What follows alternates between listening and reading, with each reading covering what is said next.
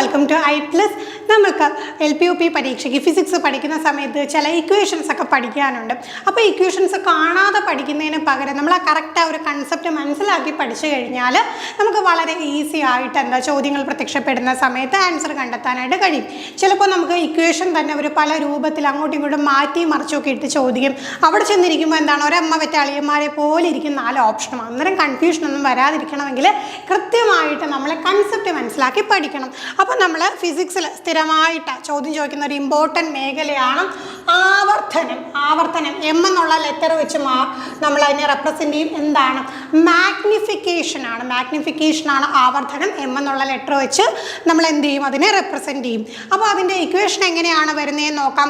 പ്രതിബിംബത്തിൻ്റെ ഉയരം, വസ്തുവിൻ്റെ ഉയരം, ഇത് രണ്ടും തന്നിരിക്കും. പ്രതിബിംബത്തിൻ്റെ ഉയരത്തിനെ വസ്തുവിൻ്റെ ഉയരം വെച്ച് ഡിവൈഡ് ചെയ്യുക. അതായത് എങ്ങനെയാണ്? പ്രതിബിംബത്തിൻ്റെ ഉയരത്തിനെ നമുക്ക് HI ഹൈറ്റ് ഓഫ് ഇമേജ്, വസ്തുവിൻ്റെ ഉയരം HO ഹൈറ്റ് ഓഫ് ഒബ്ജക്റ്റ്. അപ്പോൾ HI/HO ഈസ് ഈക്വൽ ടു എന്താണ്? എം, മാഗ്നിഫിക്കേഷൻ അല്ലെങ്കിൽ ആവർത്തനം.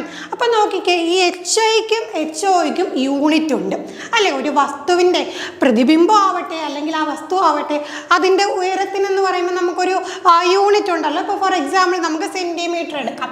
പക്ഷേ മേളിലും താഴെയും സെൻറ്റിമീറ്റർ വരത്തില്ല. ഇവിടെയും സെൻറ്റിമീറ്റർ വരും, താഴെ സെൻറ്റിമീറ്റർ വരും. അപ്പോൾ രണ്ടും ക്യാൻസൽ ആയിപ്പോവും. ആയതിനാൽ നമുക്ക് എന്ത് പറയാം? ആവർത്തനത്തിന് യൂണിറ്റ് ഇല്ല.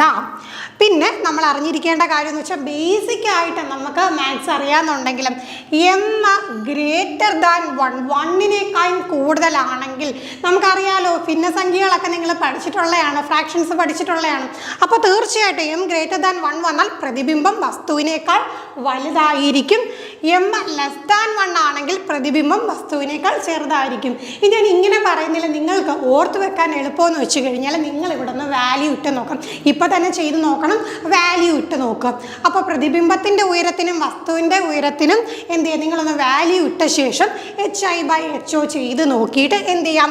എം ഗ്രേറ്റർ ദാൻ 1 ആണോ ലെസ് ദാൻ 1 ആണോ നിങ്ങൾ ഇട്ട് നോക്കിയ സംഖ്യയ്ക്ക് കിട്ടിയെന്ന് മനസ്സിലാക്കി വെക്കാം.